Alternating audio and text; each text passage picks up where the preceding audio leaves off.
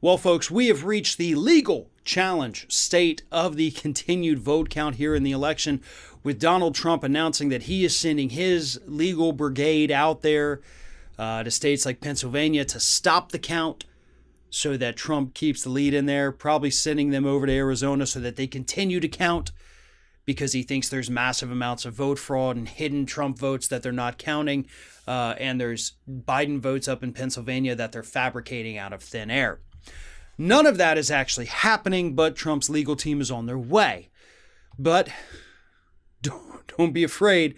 Don't think for a moment that this is actually going to overturn this democratic process here.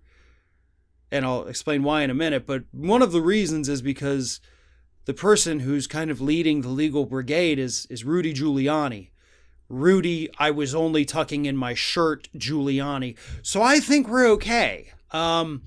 I don't think we really need to lose any sleep over fear that Giuliani is going to be able to successfully go in front of any court and say, hey, I got some news for you.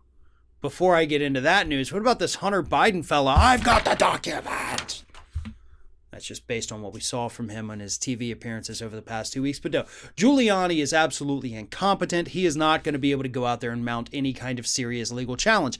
And by the time he even gets in front of a court, or any of Trump's lawyers get in front of a court or a judge, the voting could already be done. The counting could already be done. And then these legal challenges are moot. That's why this is so ridiculous. And that's why I had said back in the day, which really refers like a week ago, don't worry about the legal challenges. You can't just go in and start filing lawsuits willy-nilly. You can't. That's not how it works.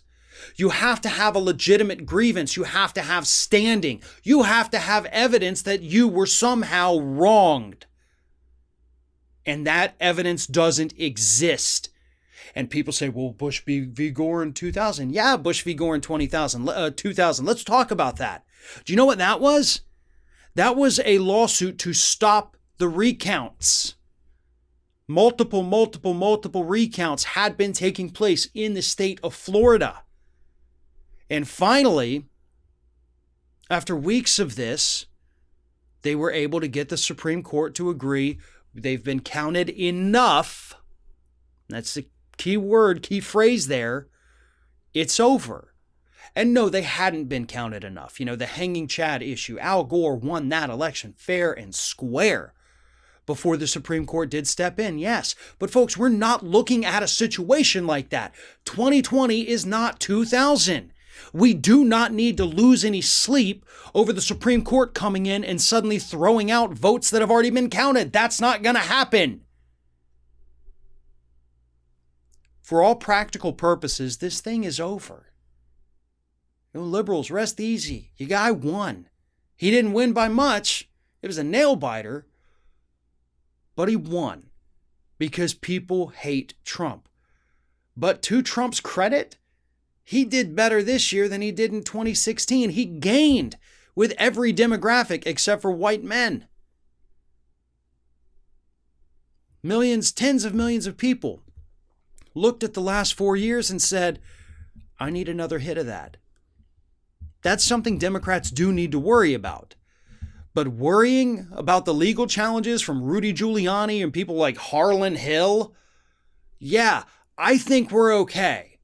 I think this is going to be just fine. But the other thing too, again, Joe Biden has 3.5 million more votes than Donald Trump.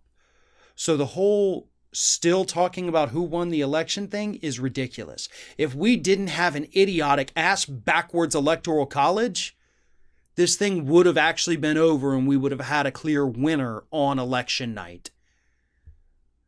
So I think we all know what the real problem is and where the real legal challenge needs to go. The question is, will President-elect Biden have the courage to go there?